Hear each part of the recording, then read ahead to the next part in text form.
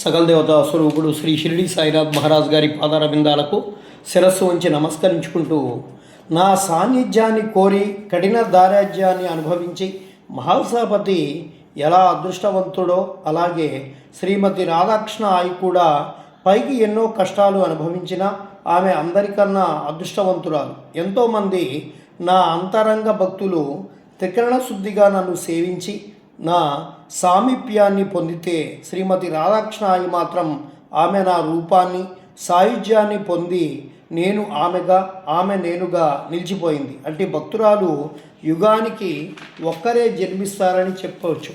త్రేతాయుగంలో శబరి, ద్వాపర యుగంలో రాధ, కలియుగంలో సతీ సక్కుబాయి, మీరాబాయి, ఇప్పుడు ఈ రాధాకృష్ణ ఆయి. ఆమె స్త్రీ జాతికి ఆదర్శం. స్త్రీ భక్తురాండ్రకు ఆమె భక్తి, ఆమె ధైర్యం, ఆమె సాధన, ఆమె విశ్వాసం, ఆమె ఆదర్శనీయతం, అనుసరీకరణీయం, కష్టాలకు బెదరక ఆమెల విశ్వాసంతో ఎవరు నన్ను సేవిస్తారో, నా లీలలలో నా ధ్యానంలో మురుగుతారో, నేను తప్ప ఇతరములు కలలోనైనా ఆశించరో, వారి పాపకర్మలన్నీ నశించి తప్పక నన్ను చేరగలరు. ఇది సత్యం.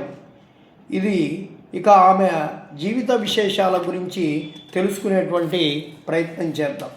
భగవంతుడు అవతరించే తరుణంలో తన అవతార కార్యాన్ని పూర్తి చేయడానికి కొన్ని అపరిపక్వ ముక్తాత్మలను ఈ లోకంలోకి తీసుకొని వస్తారు. అనగా అనేక గత జన్మలలో చేసిన తీవ్ర తప ఫలితాలు భగవంతుని చేరుకోవడానికి చిత్తశుద్ధితో కూడిన తపన, ఆర్తి, తీవ్రమైన వైరాగ్యాలు కలిగి ఉండి కూడా ఏదో ఒక చిన్న అజ్ఞాన దోషం వలన ముక్తి పొందలేక తిరిగి జన్మకు రావాల్సిన అపరిపక్వ ముక్తాత్మలను తీసుకొని వచ్చి వారికి ఈ జన్మలోనే ముక్తిని ప్రసాదిస్తూ తన అవతార కార్యాన్ని ముందుకు తీసుకువెళ్ళే బాధ్యతను వారికి అప్పగిస్తారు.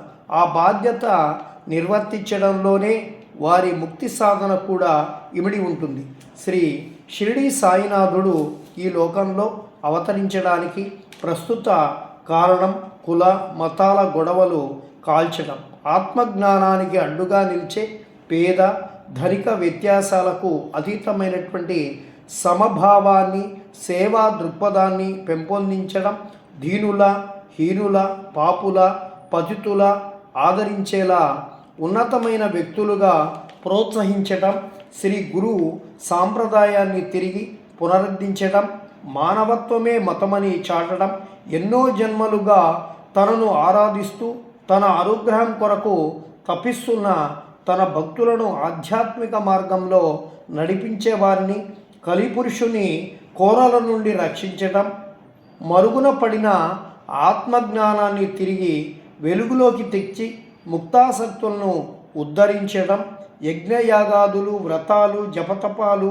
ఆచార వ్యవహారాలు, ఇనుప సంఖ్యలలో ఇరుక్కుపోయిన భక్తిని, జ్ఞానాన్ని సరళతరం చేసి ప్రేమ, దయ, సేవ, త్యాగం, సమభావం, నిరంకారం, అదే భక్తి అని, అదే జ్ఞానమని, తపమని చాడడం ఆయన అవతార కార్యంగా నిర్ణయించినట్టు తెలుస్తోంది. ఈ అవతార కార్యాన్ని నిర్వహించడానికి శ్రీ మహల్సాపతి, శ్రీ శ్యామ, శ్రీ దాసగణు, శ్రీ నానాసాహెబ్ చందోర్కర్, శ్రీ హేమడ్ పంత్, శ్రీ బూటి లాంటి వారితో పాటు శ్రీమతి రాధాకృష్ణ ఆయన్ని కూడా ఆయన ఈ లోకంలోకి పిలుచుకువచ్చాడని చెప్పుకోవచ్చు.